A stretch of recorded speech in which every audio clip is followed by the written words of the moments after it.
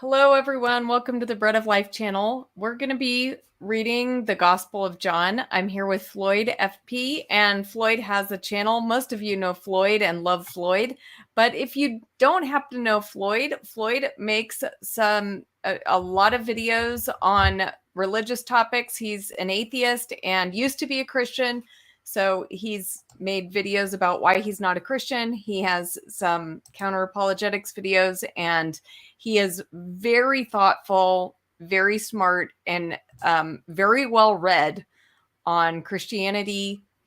He knows the Bible backward and forward. And he's a great person to talk to, and he knows philosophy. So anyway, glad you're here, Floyd. Yeah, thanks for having me, Rebecca. Yeah, so let's say hi to some people, and then we will just jump right into it. Manny says, Floyd, yeah. Hi, Brian. Glad to see you. Okay. Well, and I'm not sure who else is here. Okay, Creation Questions is here. Glad you're here. All right. Well, Floyd, do you want to read or shall I? You're probably a better reader than I am, so I'll let you read. All right. So we're just going to read the first 18 verses of the Gospel of John. And we're going to be reading from the New Revised Standard Version, the updated edition. This is a new edition. This was Floyd's choice. Floyd, can you tell us really quick, why did you choose this version for us to read from, this translation? It's the most up-to-date version of the Bible.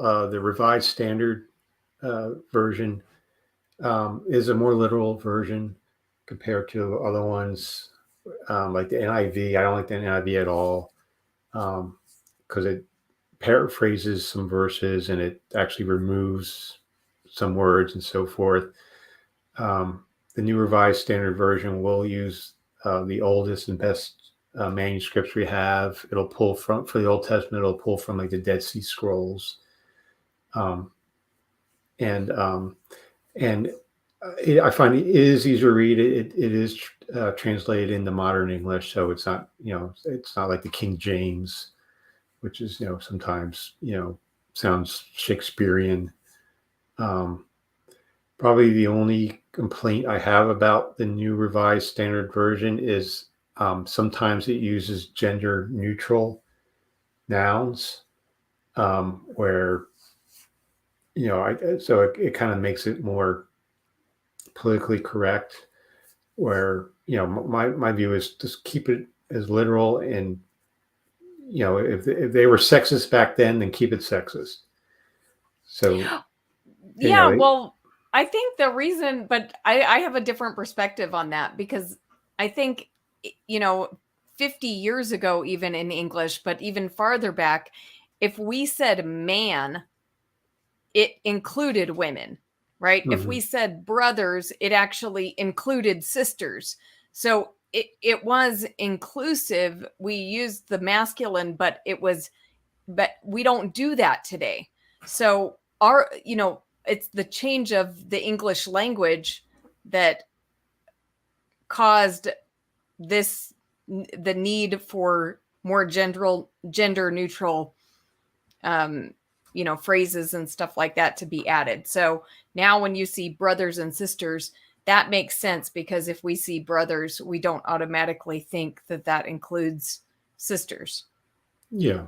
But I think it's a good translation. It doesn't have, besides that, I don't think it has many biases. It has the most up-to-date scholarship in its translation, so that's why I like it. My first Bible was the older Revised Standard Version, which I think is very good. So the new one, updated edition, the updated edition includes over 20,000 updates from the old one. So you mentioned that. Yeah. I'm curious about that. Do you notice a big difference in this one? I haven't really uh, studied, what the differences so far. It just came out. The hard copies, the print copies just came out this year for the updated edition. The digital copies came out last year, but I haven't had time to sit down, and compare, like, the old Revised Standard Version to this version. But like fundamentalists, when the first Revised Standard Version came out, fundamentalists burned it because of some of the translations, like Isaiah 7:14. They didn't use the word virgin. They used young woman instead for Alma. So fundamentalists burned the Revised Standard edition for things like that. But a lot of people like the New International Version. I think that's one of the worst and most like deceptive versions of translations of the Bible. I don't like it all. So, for example, in Genesis 2:17, where the Hebrew says, "For in the day that you eat it, you will surely die." Then the New International Version takes out "in the day." They just simply remove it. And that's dishonest. I mean, it's there in the Hebrew. Don't take out words that's actually there. Yeah, okay, I overall like the New International Version because it flows the best in English, but without being a paraphrase. Like it's not too blocky and weird in the way that it, phrases stuff, because it's not word for word, it's thought for thought. But the thing that there are some really terrible translations in the NIV. Like you said, that may be one of them. I haven't really looked into that one, but there are some just awful things that are in the NIV. So they deliberately harmonize some of the contradictions in numbers. Like Chronicles will say, this king became king when he was 8, and then, but King says the same king became king when he was 18. And you'll see the differences in other translations, but in NIV, they change it so they it's fix same it for you, in both. Which is, yeah, it's not there. If it's not there, you can't change it. Yeah, let's say hi to a few more people. Hi, Slam RN. Hey, Lance. Jake Green says, "Oh, it's Bible reading time again. Floyd will point out all the problems and Rebecca will avoid it all and carry on believing the Bible is something special." Why does she even do these streams? Pointless. Well, actually, Jake Green, I'm starting to feel that way too. And that's why I told you guys I may not be with you much longer. I think my time on YouTube may be coming to an end very soon, but I don't know for sure yet. Yeah, but we'll see. Cameron says, "Straight to the point, Jake Green." Hi, Cameron. Good to see you. And let's say hi to Tim West. "Are we rewriting the Bible? I have some recommendation for edits." Yeah, actually, there's a lot of things that if I was going to rewrite the Bible, that I would just write them straight out of the Bible. It would be sure a lot easier, I mean, to deal with some of these things if there were some parts that were just deleted.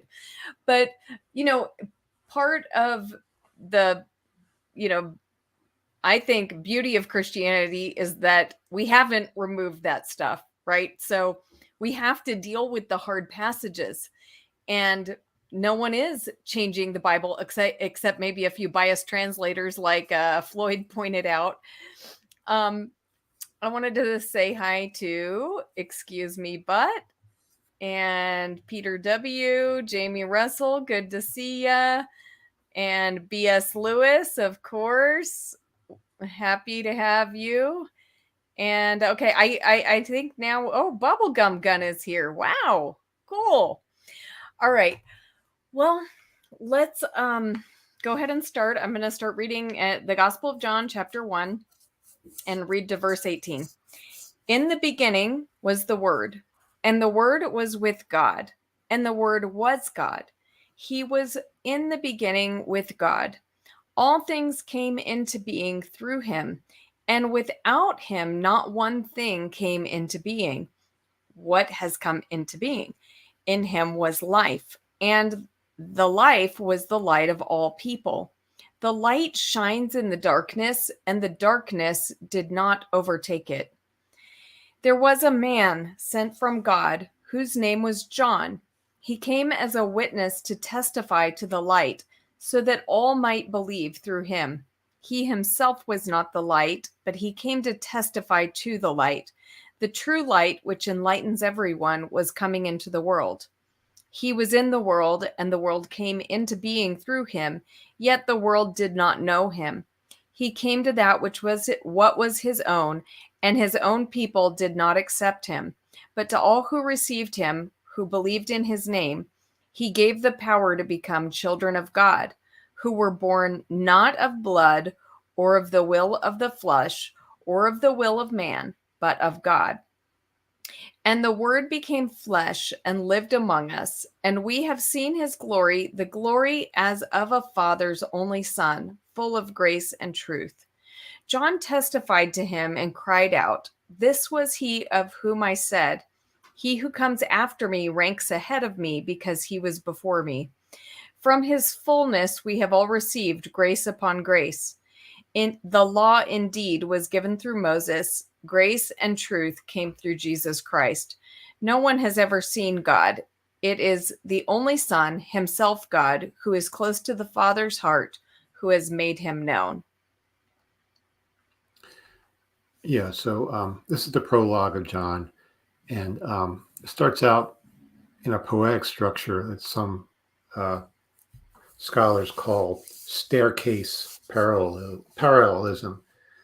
What staircase parallelism is you'll notice that the kind of like the last section of the verse becomes the beginning of the next verse, and then it keeps on going like you're going downstairs. So the end of the first verse becomes the beginning of the second verse, and then the end of the second verse becomes the beginning of the third verse, and so forth down the stairs. Yeah, we have a curious word here, the word, and and as you probably know, the word in Greek is logos, and that's its particular meaning in Greek philosophy and theology. It's basically it can be viewed as different things: order, reason, the creative force behind the universe. It's associated with God. It's the creative power that brought about the universe. Let me read some verses to you, and it'll sound very familiar. Okay, I'm gonna read some verses to you. Okay, Yeah. ready? The Logos is considered the same as God. He, the Logos, was before all things. The Logos is an agent by whom the world was made. The Logos is the true light in the world. The Logos only can see God. The Logos is the Son of God. The Logos is the living God. It is bond of everything, holding all things together and binding all the parts, and prevents them from dissolving and separated. Does that sound familiar? Well, it sounds a lot like the description that we're reading here, right? But is this Philo? This is Philo. Mm-hmm. This is Philo of Alexandria. Mm-hmm. He was a Jewish theologian who kind of married the Old Testament to Stoic and Middle Platonistic thought.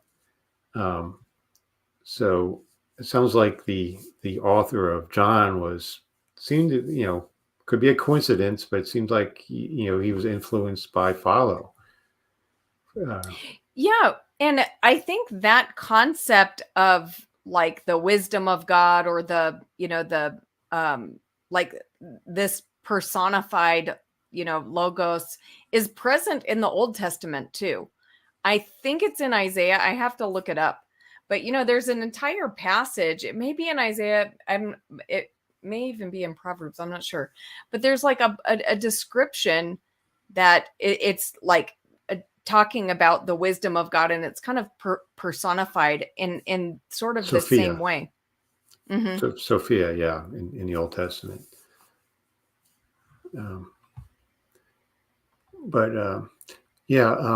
Some scholars kind of think that this is a poem actually came from the John the Baptist sect, and you can see divisions in the prologue of where they insert things about John the Baptist in there, saying, "Well, John wasn't the light; he just was following the light," and so forth. So it sounds like a polemic against the John the Baptist sect. Mm. So this portion could have come from a John the Baptist convert who became a Christian. So, and what do you think about these influences on the Gospel of John?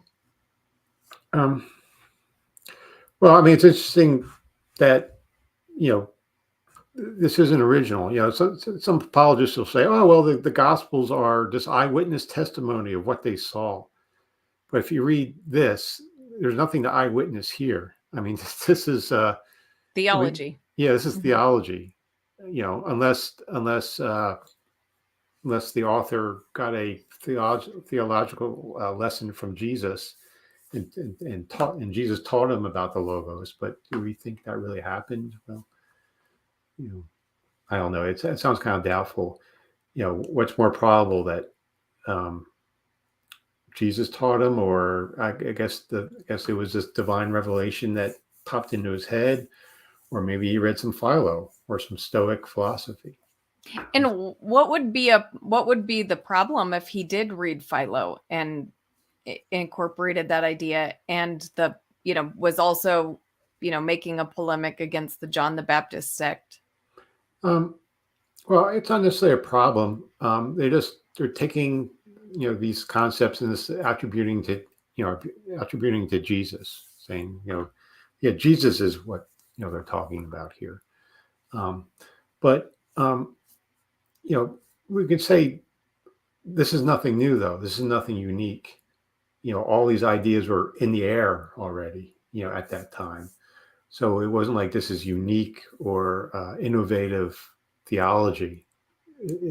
All these concepts, have already been around. So, some will say, "Oh, Christianity is so unique; it's so different from other religions." Well, here's an example where it's not really, and we'll see more of that as we go along. Okay, well, let's talk about. Is there anything in the first verses that you want to talk about? Well, we'll probably get more into the next verses. We'll get more into John the Baptist, so we can talk more about him then. Well, I just wanted to mention this verse 5 where it says the light shines in the darkness and the darkness did not overtake it. Mm-hmm. Now, in some translations, you'll see this translated as and the darkness has not overcome it. Some you'll see the darkness has not comprehended it. Now, when I think of comprehended and overtake or overcome, those seem like two different things. But when I was looking at the Greek word here, kataleben, you can see how there's trouble choosing a definition, because the definition there is really like to seize or to grab hold of. So it could be, the comprehended could be a way to say, you've grasped something, right? Yeah. So there's different ways that word could be used. So yeah, the New American Standard Bible has, "And the light shines in the darkness, and the darkness did not grasp it." Mm-hmm. And they have a footnote, or overpower it. So they say grasp or overpower. The New American Standard Bible is probably one of the most literal versions. So that's a good version, and that's a more conservative version, but it's still a good version. Let me see what the NIV has to say. And yeah, about while you're looking that up, I'll just say the NASB, like you said, it's one of the more literal translations, word for word. And what I like about it is if they have to insert a word in there that's not directly in the Greek, but in order to make it, to put it in English, they have to put it. Then the word is in italics. So you always know when like the word is not actually in the Greek. Yeah. New King James has, and the darkness did not comprehend it. They have a footnote, or overcome. Mm-hmm.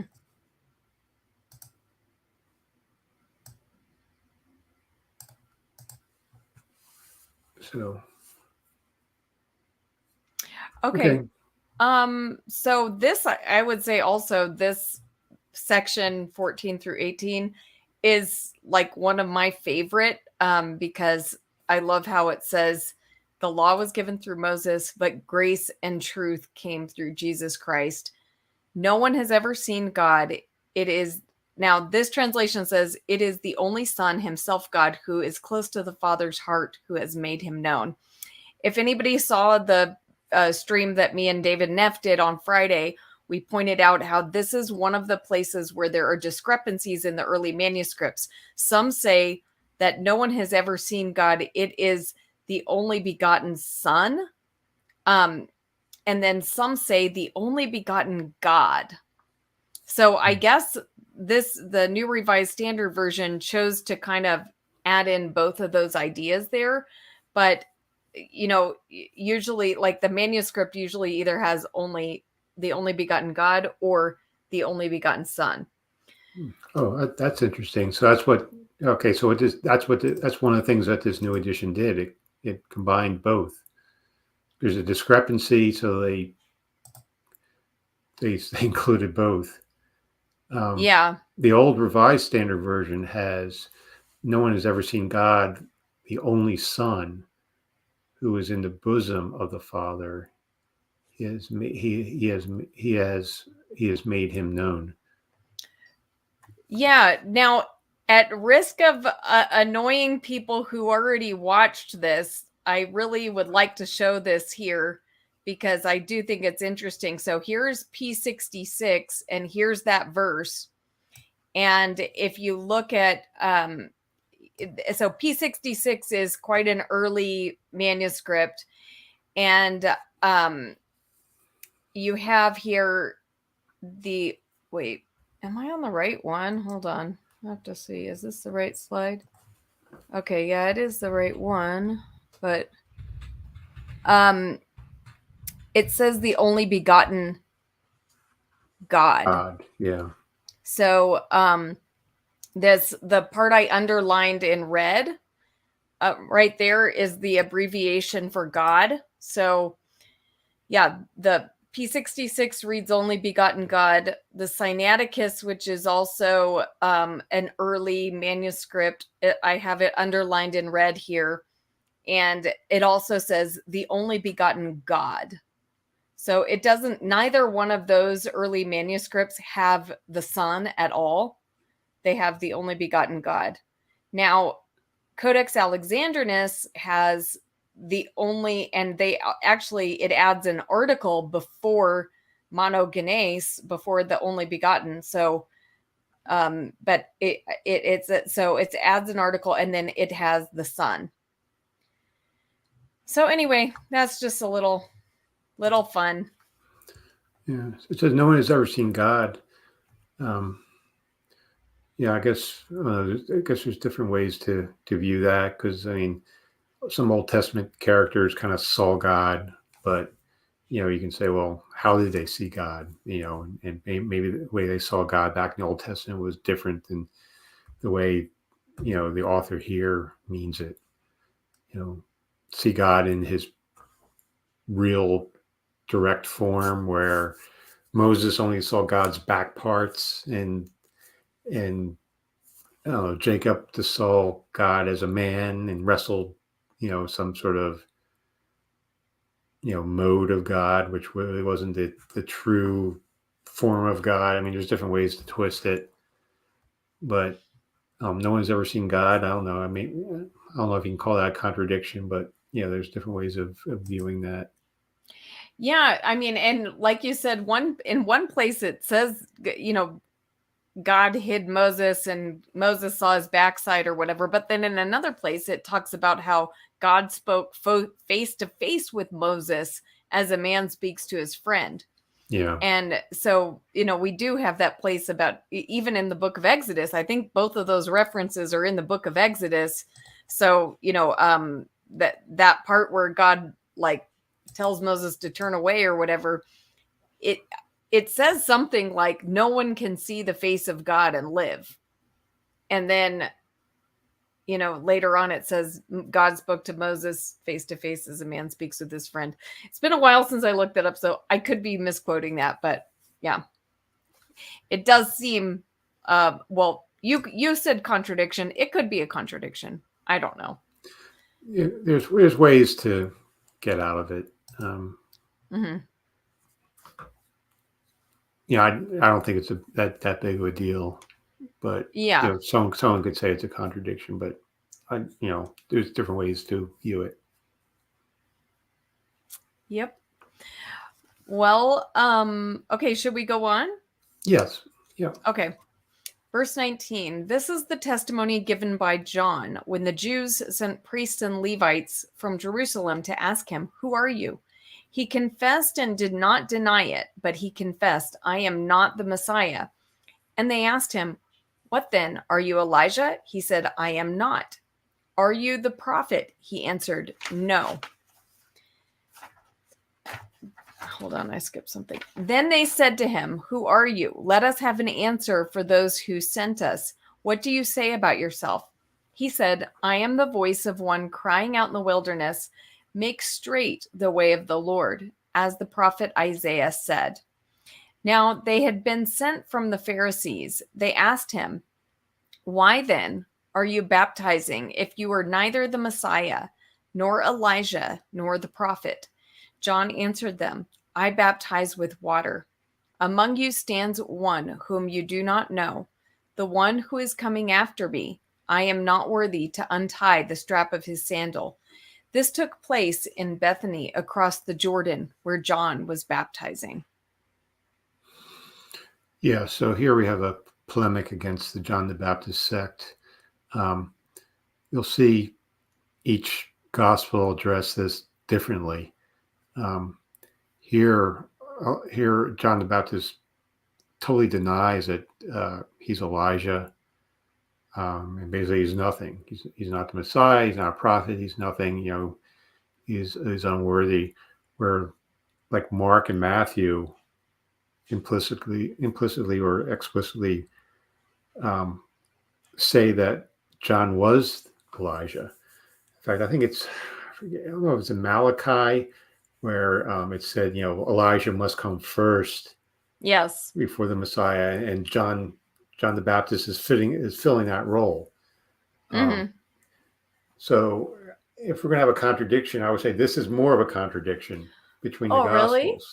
Yeah, where Mark and Matthew say, yes, John is Elijah, and Luke and John say, no, John is not Elijah. Well, but remember in the other Gospels, when Jesus is asked about this, Jesus says, "And if you can accept it, he is the Elijah that was to come." So not necessarily that he is Elijah, but he's saying, hey, basically he is the one who needed to come. But I don't think it directly says that he is Elijah. Well, let me see. We have Mark. Okay, we have Matthew 17, 12 through 13. See what that says.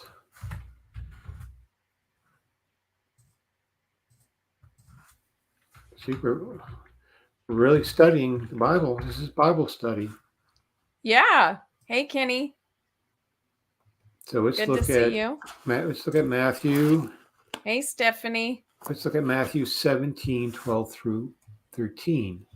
Okay. But I tell you that, but I will tell you, this is And the disciples asked him, I guess him being Jesus, and why did the scribes say that first Elijah must come? And he replied, Elijah does come, and he is to restore all things. But I tell you that Elijah has already come, and I did not know him, but but to him whatever they please. So also the Son of Man will suffer at their hands. Then the disciples understood that he was speaking to them of John the Baptist.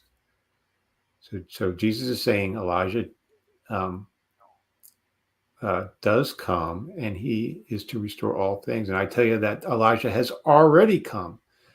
And then in 13 it says the disciples understood that he was speaking to them of John the Baptist. So that sounds pretty clear. There's also Mark 9:13. Okay. So Mark 9:13.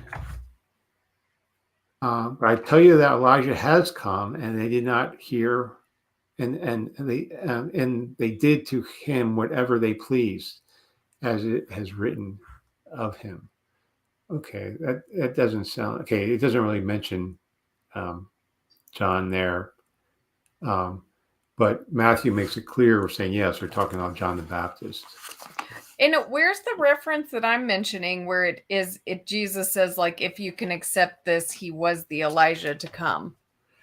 Let me look that up. So is that Luke 1:17? Let's see. Luke 1:17, and he will go before him in the spirit and power of Elijah, and to turn the hearts of the fathers to the children, and the disobedient to the wisdom of the just, and to make ready for the Lord a people prepared. It doesn't mention John there. Right, but in Matthew chapter 11, verse 14, it says, and if you, okay, well, let me go back one verse just to kind of set it up. Jesus is talking. He says, for all the prophets and the law prophesied until John. And if you are willing to accept it, he is the Elijah who was to come. Whoever has ears, let them hear. So to me, this is saying, and if I, combine what Jesus is saying here with what is, the testimony in the Gospel of John, that John is not Elijah himself, then I understand that John is the prophet that is expected. And he is, and the verse you just read is a good corroboration for that. So he is the one who is coming in the spirit of Elijah to turn people back to the Lord. So he's a stand-in. He's not basically really. He's not the Elijah. He's a substitute teacher. But Elijah. I think the real Elijah is going to come back. So, because, Elijah never died. And so that's a bit strange, right? Because it seems that this is part of the experience, right? Like, man is appointed to die once and after that face judgment. So Elijah had never experienced a mortal death. And so I do believe that prior to the return of Christ, actually, that is when Elijah is going to come and physically down from heaven, and then he will die. Mm-hmm. And if you think about it, if John the Baptist really is Elijah, then doesn't the Bible promote reincarnation? Yeah, I actually, if Lance is still watching, this is Lance's wife actually quoted this passage, some of these passages, and as support for reincarnation. And in her religious belief, reincarnation is real. I don't think that this is promoting reincarnation. What do you think, Floyd? Well, if John the Baptist actually is Elijah, then this is reincarnation, because John the Baptist was born of a woman, right? He didn't come down from heaven. He was actually born, so this is Right. reincarnation. If John the Baptist is the actual Elijah, he was Right. he was reborn. Now you could go like, I don't know, a Doetist route and saying, uh, uh, like well, John was born just John, but the spirit Elijah descended into him, and then he possesses the spirit of Elijah. That's a Doetist view, and there was Doetist views of Jesus as well, where there's Jesus the man, but Christ entered him, and then when he was crucified, the spirit of Christ left him, and Jesus the man was the one who actually said, my God, why have you forsaken me? That was Jesus the man saying that, not Christ. But what I'm saying now is basically heresy. And what do you think about? So, what is your understanding of it? Of Jesus. Yeah, I mean, would you accept that as an interpretation? I wouldn't, but that no. Okay. No, these are just all wild speculation. I mean, clearly it came from Psalm 22, right? There's no one questions that. So I think what the authors are doing there is they're basically they're creating Jesus' crucifixion scene from Psalm 22. I don't think they're writing down eyewitness events. I think they went to the Old Testament to inform them of what happened to Jesus. So they're basically just using Psalm 22 and creating a narrative out of that. That's what I think is going on there. I don't think there's anything real historical about anything in the Gospels, to be honest with you. Yeah, well, and now there's a good comment here. Chad says Malachi 4, 5, and 6 was clearly not referring to John the Baptist. So let's just read that really quick. Malachi 4, 5, and 6. See, I will send the prophet Elijah to you before that great and dreadful day of the Lord comes. He will turn the hearts of the parents to their children and the hearts of the children to their parents, or else I will come and strike the land with total destruction. Okay, so yeah, and we also haven't seen the great and dreadful day of the Lord either yet. So I think we still have time for Elijah to show up. Well, okay, this is where it gets interesting. Harry? Yeah. Okay, the problem was that the New Testament writers, particularly the early ones, thought they were at the end. They thought they were in the end of days. They thought they were in apocalyptic times. So they thought the end was near. They viewed Jesus as the first fruits of the resurrection, and the dreadful day of the Lord, when judgment would come, was right around the corner. Now over the decades, that didn't happen, right? So each later gospel starts to,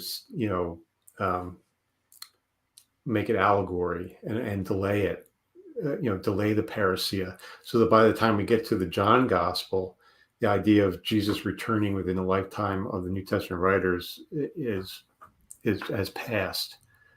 The view that Jesus was going to return soon is basically has evaporated by the time that the John gospel was written. But if you read, if you go back to like the Mark gospel and so forth, and Mark and Matthew, they anticipate Jesus returning soon, sooner, within their times. And we see that in the Pauline epistles and in Revelation and other epistles as well. But again, the John gospel was written last. So by that time, that expectation has faded. They thought the end of the time. So Elijah had to come, and John the Baptist filled that role. But of course, Judgment Day never came. So now we have all sorts of different views, like premillennialism, postmillennialism, amillennialism, preterism, partial preterism, dispensationalism, you name it, to try to explain, when Jesus is going to return. Yeah, that's true. And I have a lot of confusion about that. I don't know. Kenny Empty Tomb says John the Baptist came in the spirit and power of Elijah. Simply means the same anointing, doesn't infer reincarnation. Do you want to respond to that, Floyd? Yeah, again, let's talk about Doetism. This. What does it mean, the spirit and power? Oh, yeah, well, yeah, he's this Elijah substitute or Elijah light. He's like Elijah. They even dress him up, right. And I think in Mark and Matthew they dress him up like Elijah. So he's wearing the Elijah costume. He comes in the spirit of Elijah, but yet he's not really Elijah. Well, how are we? Okay. How are we supposed to really understand that? What does that really mean? But again, I think the original view is they thought they were in the end times. They thought Judgment Day was coming. The kingdom of God is at hand. It's right around the corner. Jesus died, and he was the first fruit of the resurrection. There was a view that Elijah, was to come first. Well, Elijah did come in John, and then we have the Messiah, Jesus. We have Messiah Ben David. And Jesus played all the roles. He was the priestly Messiah and the kingly Messiah. So we have Elijah coming. There's a concept called the four craftsmen. That was Elijah, and then we have a priestly Messiah, a Davidic, kingly Messiah, and then we have the righteous priest. You'll find that like in the Talmud, and we have Elijah and John. We have Jesus fulfilling both Messiah roles and perhaps the righteous priest as well. But the temple was supposed to be rebuilt, for the priest to reside in, and obviously that hasn't happened yet. So again, I'm a skeptic, obviously. So I think this is more evidence of a failed eschatology. Okay. Well, let's move on, because I guess I would just say I have never had a problem with this, and I still don't. Like, I don't see this as like a failed prophecy. I'm not saying I understand everything about eschatology. I really don't. But like, this thing about Elijah has never confused me. And so I kind of wonder if this is a product of rigid thinking. And I do think like this is very common in our culture. Like, there are certain ways of thinking, and it's hard for people to not think in very literal, rigid terms. And so I do think this is a problem more with the way that people are reading it than an actual problem within the text itself. Well, let me ask you, when Jesus says, I think in Matthew, if you're willing to accept it, John is Elijah. Okay, well, how are we supposed to take that? If we're willing to accept it, what does it mean that John is kind of like Elijah? He's supposed to kind of fulfill the role of Elijah, right? Well, what was Elijah supposed to do? Well, doesn't Malachi answer that? Turn the hearts of the fathers back to the children, right? Right. In the dreadful day of the Lord, right? Oh, hearts of the children. Oh, yeah. Okay, I said it right. Okay. So if you're willing to accept it, okay, well, John has to fill some sort of function as Elijah, right? And John answers what he's doing. I guess he's just fulfilling this part of it, I guess, just this part of the role, but not the full role. Well, what's the John tells us directly what he's doing, right? He says, I am not Elijah. Like, I'm not myself Elijah, but I am the one who is sent to make the straight path for the Lord. So that is what, right, that role was supposed to accomplish. Yeah. And that comes from Isaiah, right? I'm the voice, one crying out in the wilderness. That's isn't that Rebecca? Isn't that we find out which find that in the Old Testament? Okay, Isaiah. I think. What did you say? Which chapter it is? Does it have it in the footnotes? Yeah, that's what I'm trying to look up now. I think it's like 40 or 44 or something like that. Yeah, it's a verse about the Babylonian exile, I believe.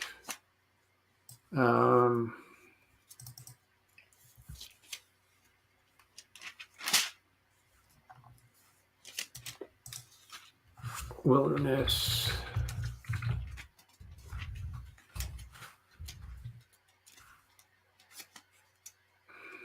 Let's see if I can find it. Okay, yeah, it's in chapter 40.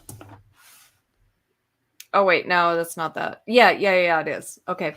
Verse 40, chapter 40, verse 3, it says, "A voice of one calling in the wilderness, prepare the way for the Lord, make straight in the desert the highway for our God. Every valley shall be raised up, every mountain and hill will be made low. The rough ground shall become level, the rugged places a plain, and the glory of the Lord will be revealed, and all people will see it together, for the mouth of the Lord has spoken." Okay, so that's what chapter is that in Isaiah? Actually, chapter 40, and yeah, I like this because right before it says that, this is really beautiful. "Comfort, comfort my people, says your God. Speak tenderly to Jerusalem and proclaim to her that her hard service has been completed, that her sin has been paid for, that she has received from the Lord's hand double for all her sins." So, while this, of course, is not, it may have a double fulfillment or whatever, because in this context, it's, probably referring to, like you said, the Babylonian exile or something. But I'd have to like do a little more reading in the context. Yeah. But if you think about it, that's a perfect lead in to what Jesus is doing, right? Yeah. And then it's saying that the glory of the Lord is going to be revealed. So, and then it talks about good news. "See, the sovereign Lord comes with power. His reward is with him. He tends his flock like a shepherd. He gathers the lambs in his arms and carries them close to his heart. He gently leads those that have young." So, what are your thoughts? Well, I guess that's realized in the church, I guess, but I don't think it's not realized literally yet, right? It comes down to what your eschatological view is. When you think Jesus is going to return, and when the 1,000-year reign is going to take place. Yeah, I don't know about the 1,000-year stuff, but I think he already is the good shepherd, and he is leading us, and he is carrying us close to his heart. Yeah, so that'd be within the church, right? The function of the church. Right? Well, what do you mean by the function of the church?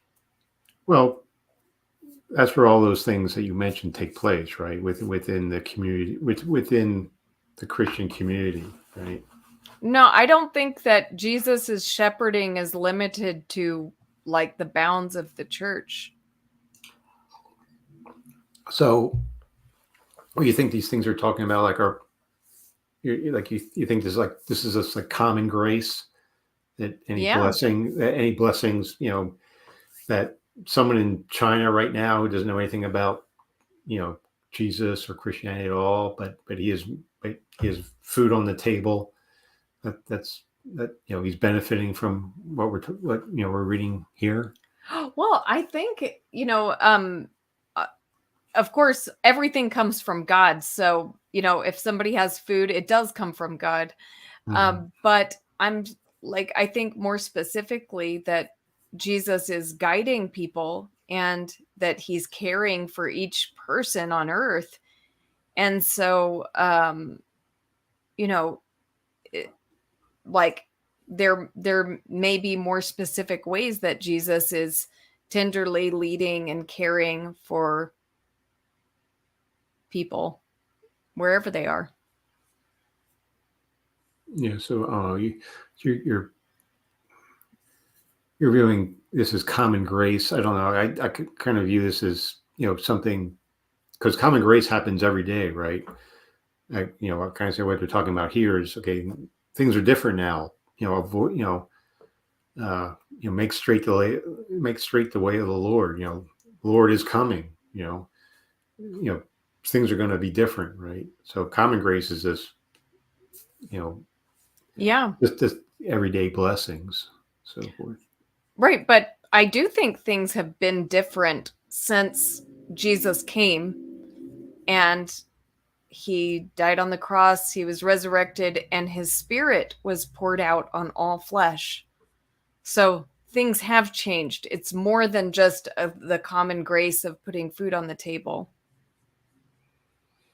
Well, I mean, the Christian religion certainly blossomed after that point, right? I mean, you can say that, but I don't know. There's still a lot of suffering. There's still a lot of pain and anguish and evil and so forth in the world. Um, so, Yeah. are things getting better? I don't know. I mean, some aspects things are getting better. Life expectancy is better. We have modern medicine and so forth, but we have awful war. We have awful weapons of mass destruction, and we still have diseases and earthquakes and hurricanes and so forth. Well, Disease, you know. we have a lot of sheep that are running out of the pen, right? So Jesus is the good shepherd, but a lot of people are not listening to the good shepherd. If everybody was listening to the good shepherd and being, the you know listening to the guidance, then we wouldn't have war. Well, they say there's no way to peace. Peace is the way. So if everyone was peaceful, we'd have peace. Yeah. A equals A. Yeah. But that's why that's why people are so adamant that we have to believe in God, because God is like the ultimate will, right? He's the ultimate authority. If God didn't exist, then it's just my will versus your will. We both we Yeah. both we both see, I don't know, uh, waterfront property. It's beautiful, right? Um, who gets it? Me or you? Who has the right to it? Well, neither of us, right? And it will just be whoever kills the other person gets it, right? Right.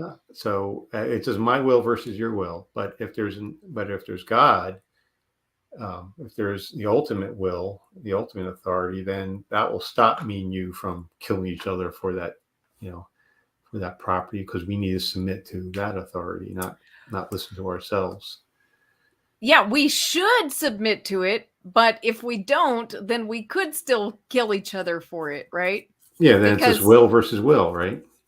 Yeah, because I mean, and I think this goes back to your Calvinist days, Floyd, of thinking that it's always going to be God's will, but apparently not, right? Like so much is happening on the earth that's not God's will. A lot of horrible stuff is happening that's not God's will. So, Yeah. Well, yeah. Well, a Calvinist would answer, it's not God's prescriptive will, but it's still His decretive will that it happens. Or what is the distinction there? Well, there's different wills that Calvinists make up. Prescriptive will is what God prescribes, what God orders. Mm-hmm. We have 613 laws in the Old Testament. obey them. Thou shalt not Mhm. kill. Thou shalt not covet your neighbor's wife. Thou shalt not steal, and so forth. That's what God prescribes on His creation. There's God's permissive will, simply what God permits. So I know someone in the chat saying, someone brought up raping a little girl. Well, when that happens, when rape like that happens, God could stop it, right? He's all powerful. He knows, he's all knowing. He knows it's happening, but He lets it happen, right? That's His permissive will. He permits it to happen. I But still think we can say that it's not His will for the event to happen, but it was His will for us to have the freedom and the responsibility over the creation that He's made. So so the freedom was His will. The responsibility was not His will at all. well, He permitted it to happen. Um, you know, we can get a philosophical debate over morality.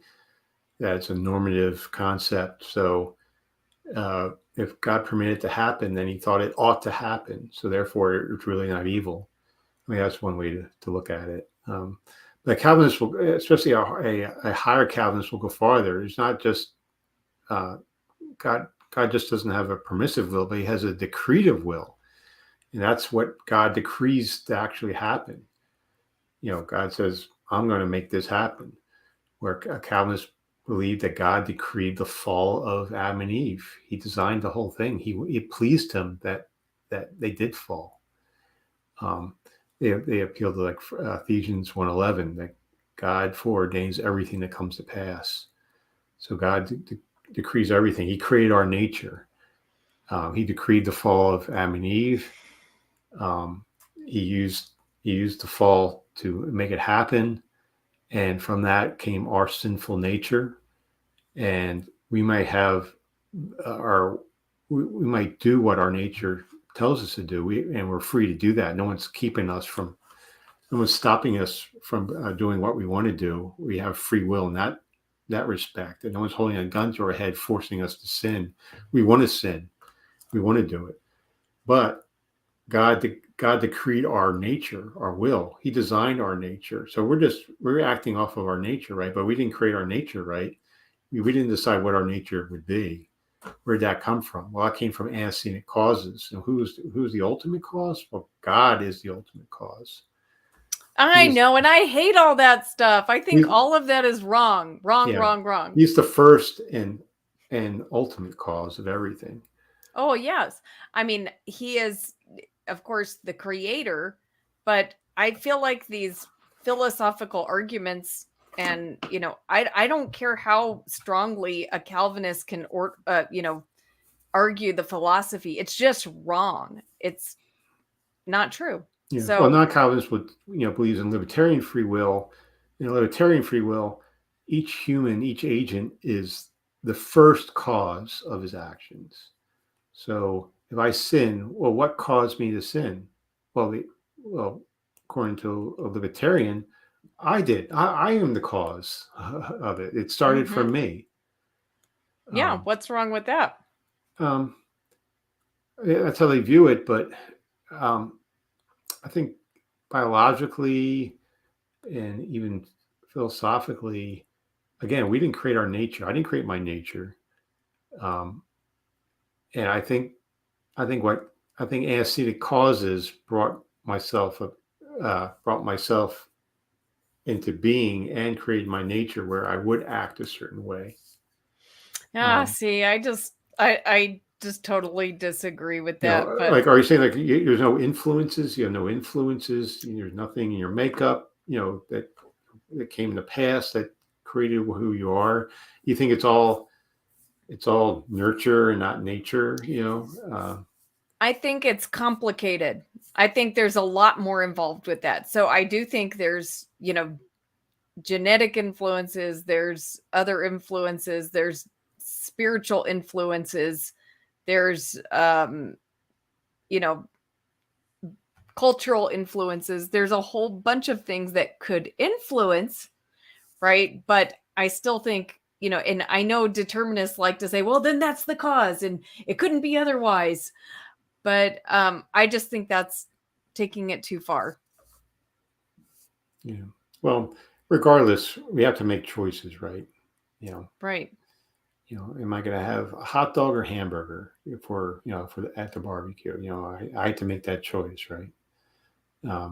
But maybe maybe I'll pick a hot dog because I had a hamburger for lunch, right? So I want something different. Or maybe I'll have a hamburger because hot dogs are supposed to be really bad for you. So not that hamburger is much better, but perhaps hamburger's a little healthier than the processed meat of a hot dog. So, or maybe I'll have the salad because I'm trying to lose weight, or something like that. But, those are all decisions. And a lot of that, where do all those decisions come from? I think they come from, your mind and so forth. And there's different conflicting ideas in your head. And, but, you say, oh, this decision comes from you, but it seems like there's a lot of processing. There's a lot of subconscious events happening, things in your past that kind of brought about your ultimate decision. So, but yeah, it is complicated. It's not simple. I mean, but don't you feel that right now you could make a choice about a hot dog or a hamburger, and then you could at will change your mind? Like, you could do that. Well, I certainly have to make the choice, but question is, how do I make that choice? How's what's where does the ultimate decision come from? Where does if I have always conflicting, well, I could have dessert because it tastes really good, or oh, I'm trying to lose some weight, so I better not have the dessert, and so forth. So there's always different reasons to pick A over B, or vice versa. But what's the what makes the ultimate decision of which one I pick?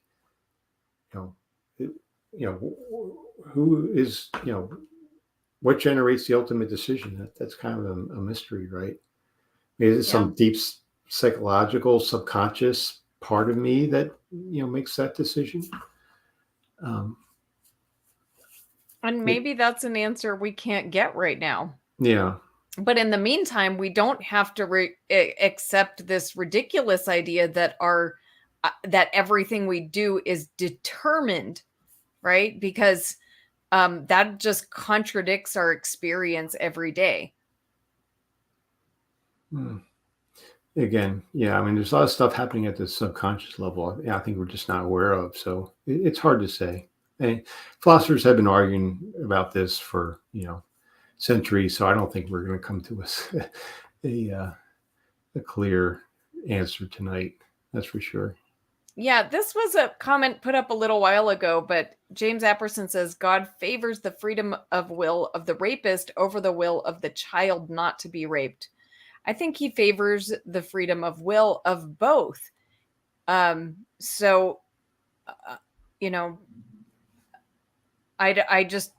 don't see how giving everyone freedom is respecting the freedom of will of the rapist over the child.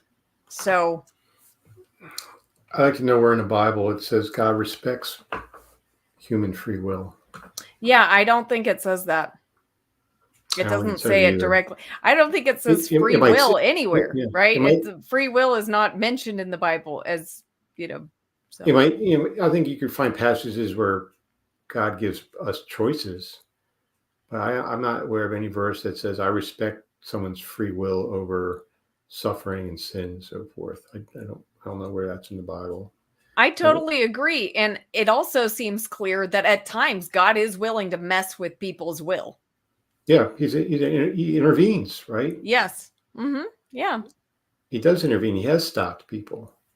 Yes. So this free will, that's why I think the free will defense isn't a good. Doesn't work. No.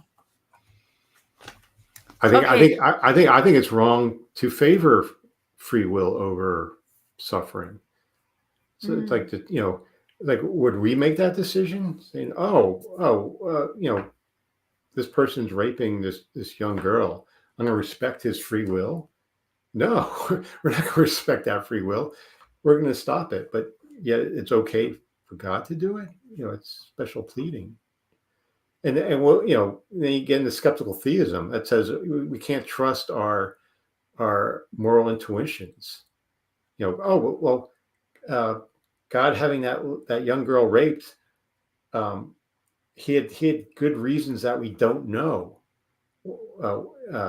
He permitted it to happen because he had morally justified, he had morally sufficient reasons for doing so. So that tells us that we can't trust our own moral intuitions.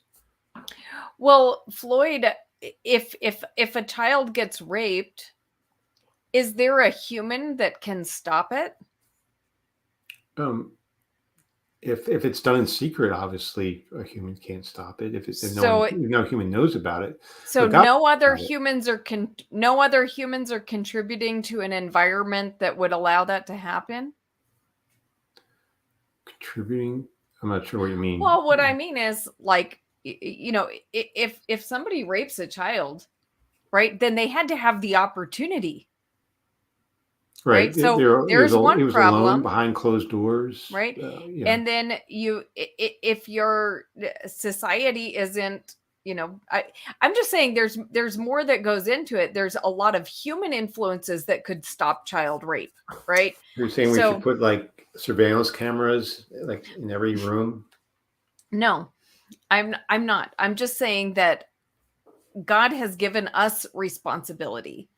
And so I just don't think, I think it's kind of absurd, like with the way that the world is set up. Like, if you like the way God did it or not, okay, we live in a world that, in general operates according to physical laws, and humans have certain abilities, right? And if God intervenes every time a human is able to act in an evil way, there is no such thing as freedom. Well, I mean, I know I got a ticket. I live right outside of Philadelphia, and I was in Philadelphia driving to a restaurant, and I was driving by City Hall, and City Hall is a very busy area, and there's always police presence there and so forth, and it's very congested. Like New York City, the streets in New York City are very congested. It just to go a few blocks by car, is takes such a long time. You're better off walking or taking a taxi than driving in the streets of a busy city. But anyway, make a long story short, it was very congested, and I was kind of in the middle of the intersection, and the light turned red, and I was kind of like, I was sticking out in the road. So I said, well, I better clear the traffic. I better just go through the intersection, and because I can't just stay right in the middle of the intersection. I got to move. So I moved out, and then a week or two later, I got a letter from the city of Philadelphia with a ticket of me going through a red light, from that thing, and they had a photo of my car and my license plate, because they had cameras that I didn't even know about all over the place, and that's the busiest section of Philadelphia, right at City Hall. It's right in the middle of the thing, and they had a surveillance camera, and they got a picture of my license plate, and there's no way I could argue that I didn't do that. And so I paid the fine. I don't know what it was, $100 or something. Mm-hmm.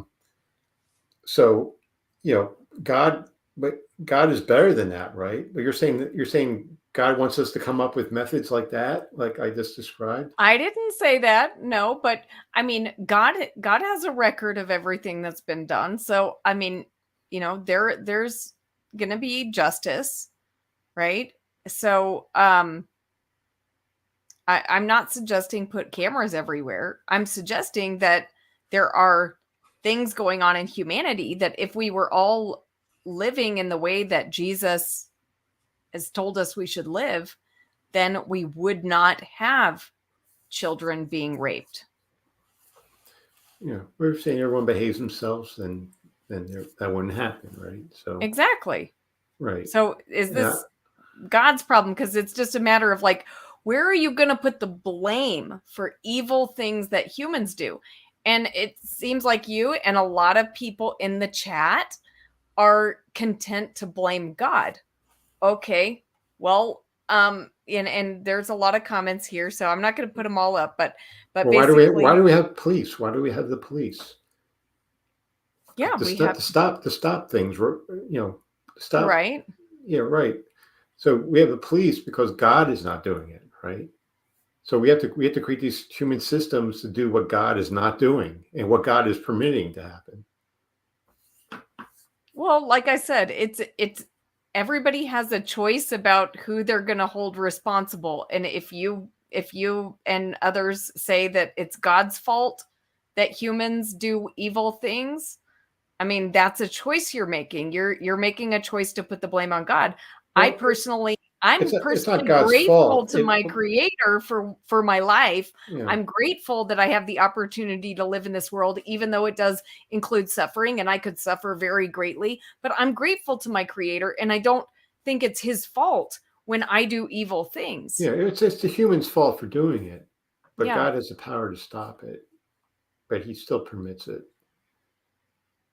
And if is it supposed to be for a greater good? Well, if it's for a greater good, then it ought to happen. So it's not evil because it ought to happen. So, but I think we're getting Yeah.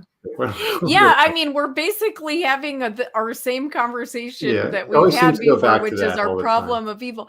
And so, like, and I understand these arguments about the problem of evil, but Floyd, I guess what's hard for me is that I see you being so incredibly skeptical about the Gospels. I see you putting a great deal of skepticism into the Gospels, and yet you don't, like, when you consider the alternative, I don't know if you've been as skeptical about the worldview you hold right now.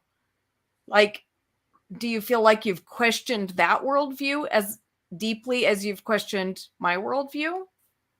Well, I mean, I try to question as much as possible. I want to know the reasons for why people believe what they believe, and if they're good reasons, then I'll probably adopt them myself.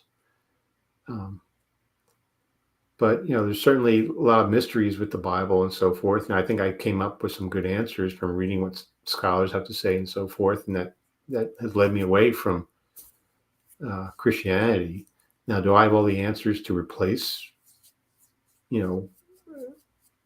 the origin stories of religion and stuff like that? Well, no. I think a naturalistic worldview doesn't have all the answers, but we're working to discover them, and we might not ever discover them. The universe doesn't owe us any explanation for the way it is. We just have to discover the way it is. But I don't find the Christian answers compelling anymore. So I just crossed those options off the list, and yeah, I have to replace them with other things, and some things I have been able to replace, but others I haven't, and maybe we will have the answer, but maybe we will never have the answer. I don't think there's any great contradictions or great conflicts, which tells me that a non-God worldview is impossible. Despite what presuppositionalists say, I don't think there's anything in my ontology that denies human intelligibility and experience. So, well,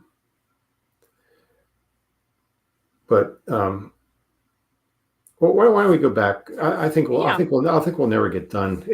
I know. Actually, we may need to go ahead and stop for tonight because we've already been going an hour and 15 minutes. Do you want to read one more section, or do you think it's a good stopping point?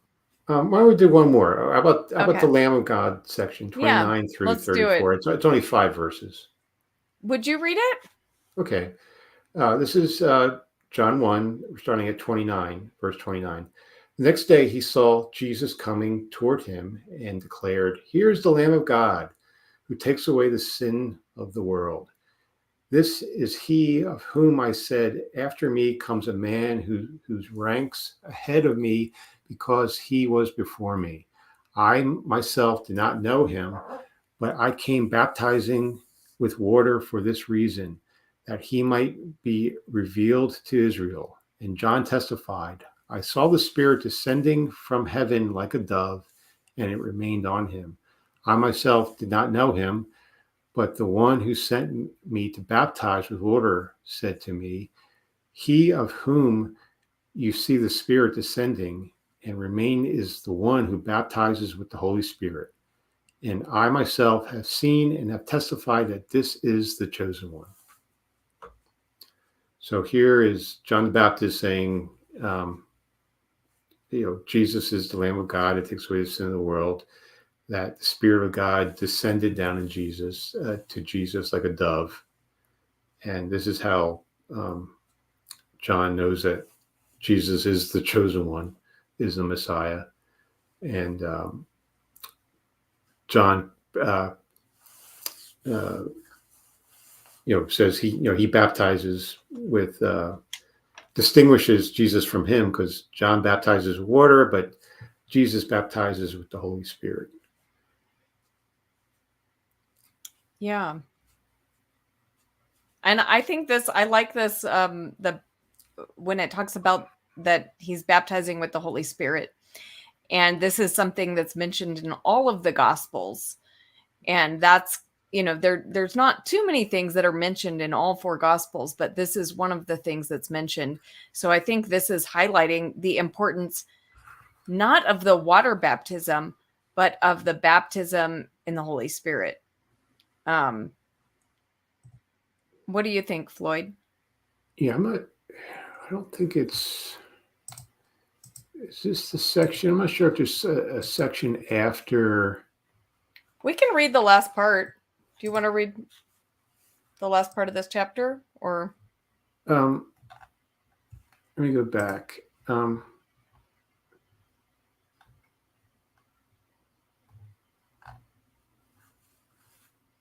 Okay. Okay. Yeah. So I guess we can. Well, I guess let's read the next section first. The first disciples of Jesus. Yeah. The next day, John again was standing with two of his disciples, and as he watched Jesus walk by, he exclaimed, "Look, here is the Lamb of God." The two disciples heard him say this, and they followed Jesus. When Jesus turned and saw them following, he said to them, "What are you looking for?" They said to him, "Rabbi," which translated means teacher, "where are you staying?" He said to them, "Come and see." They came and saw where he was staying, and they remained with him that day. It was about 4 o'clock in the afternoon. One of the two who heard John speak and followed him was Andrew, Simon Peter's brother. He first found his brother Simon and said to him, "We have found the Messiah," which is translated anointed. He brought Simon to Jesus, who looked at him and said, "You are Simon, son of John. You are to be called Cephas," which is translated Peter. The next day, Jesus decided to go to Galilee. He found Philip and said to him, "Follow me." Now, Philip was from Bethsaida, the city of Andrew and Peter. Philip found Nathanael and said to him, "We have found him about whom Moses in the law and also the prophets wrote, Jesus, son of Joseph from Nazareth." Nathanael said to him, "Can anything good come out of Nazareth?" Philip said to him, "Come and see." When Jesus saw Nathanael coming toward him, he said of him, "Here is truly an Israelite in whom there is no deceit."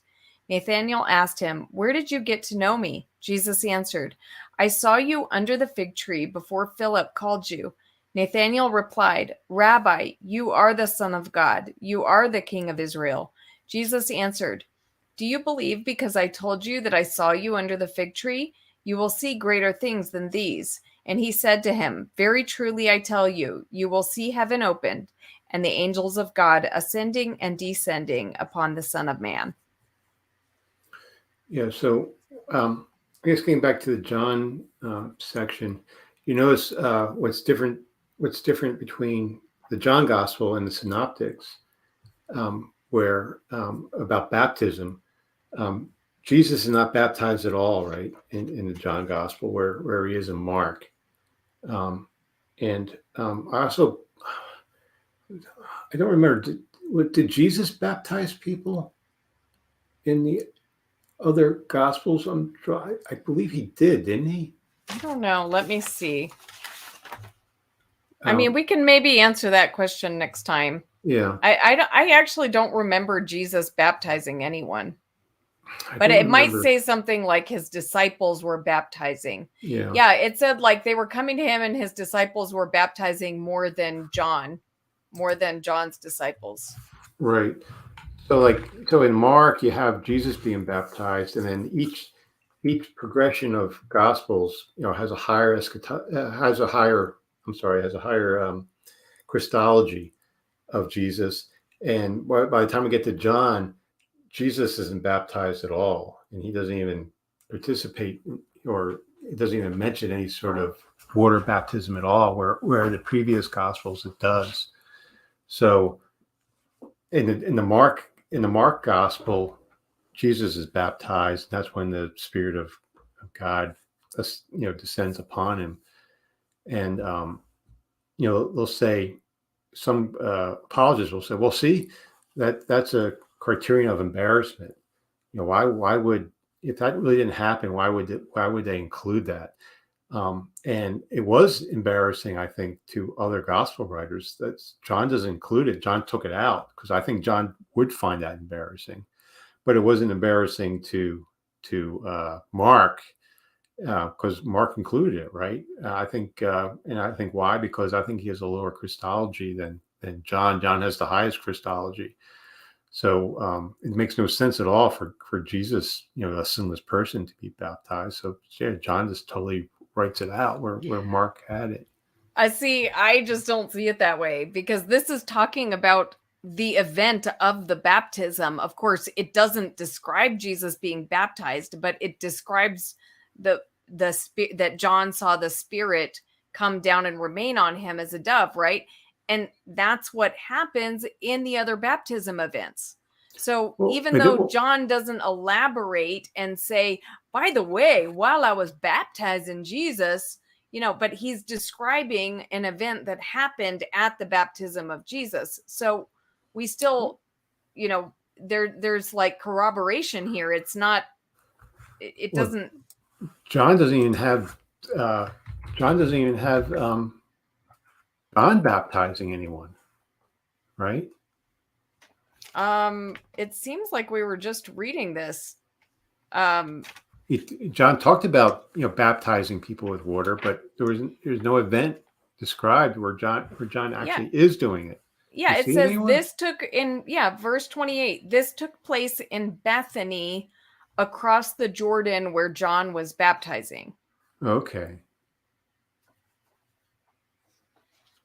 So okay, yeah, okay. So well, obviously John was baptizing people with water, but no mention of Jesus being baptized or Jesus baptizing people or his disciples baptizing anyone. Well, I mean,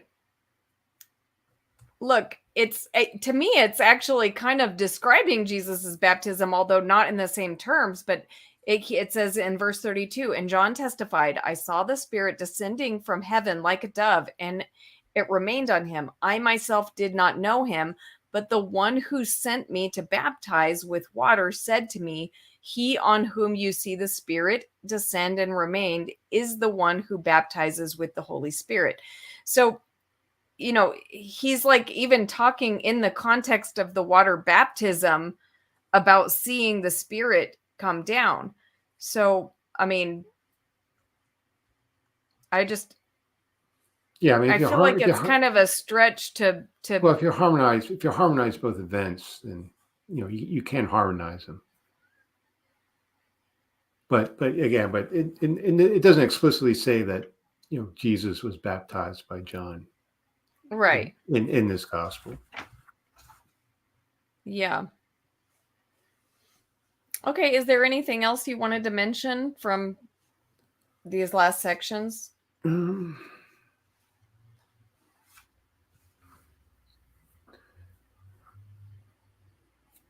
anything good come out of Nazareth? That's interesting. Um, there's kind of a question between scholars, um, between between Jesus being coming from Nazareth, and Jesus being a Nazarene, which is a kind of like I would say a sect of Judaism, but a certain follower of Judaism who they follow a strict vow, and they don't cut their hair and stuff like that. So the scholars have always wondered about that passage. Mm-hmm.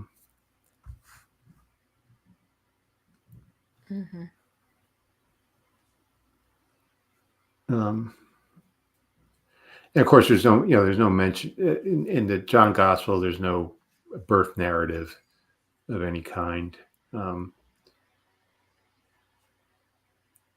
Right. which is interesting. But it does say he comes from Nazareth, though. Mm-hmm. It also doesn't have a birth narrative in Mark. Right. And of course, Matthew and Luke create their own birth narratives. I think that's everything. Yeah. Cool. Lena made this comment earlier. She said, "A break makes sense. We should all take time to reflect on the mountain of discourse that is this channel. I'd recommend sticking to one-on-ones with those who listen more, talk less. If a good God's out there, I have hope I'll find him." I also have hope that you'll find him, Lena. I have no concern that you won't find him. And I think Floyd is a great listener. I don't know if I don't think he's referring or she's referring to you, Floyd, with the, talk less, listen more, because you are a really good listener. And so anyway, thank you for coming on. Yeah. Thank you. We got through one chapter. I kind of sensed it was going to be like this, that it's going to be slow going. Well, what are your hopes? Like, what are you trying to accomplish by doing this?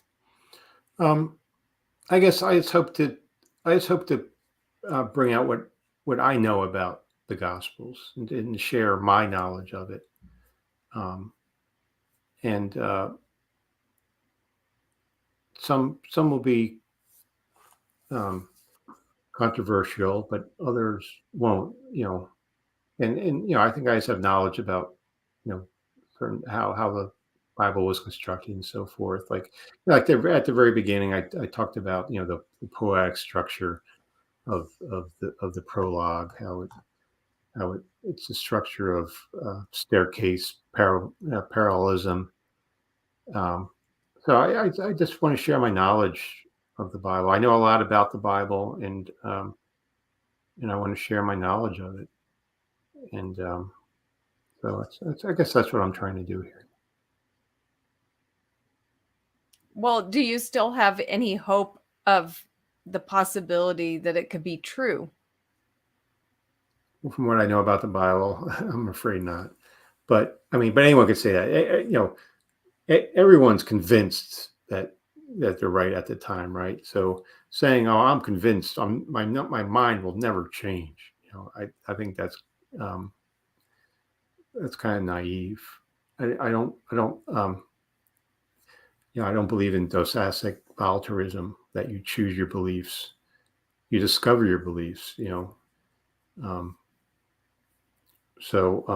But I've been studying the Bible for decades now, and I know both sides. I read more books from apologists nowadays than I do from critics, because I've read all the critic books. There's nothing more to read on that side. No, there's always more to read, but I find it more interesting to read the other side, because that's how you learn.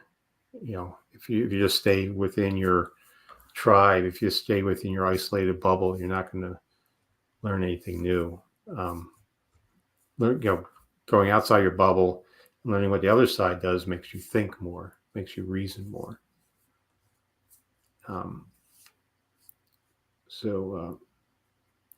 Yeah. Manny But- says, love the Floyd FP knowledge. Me too.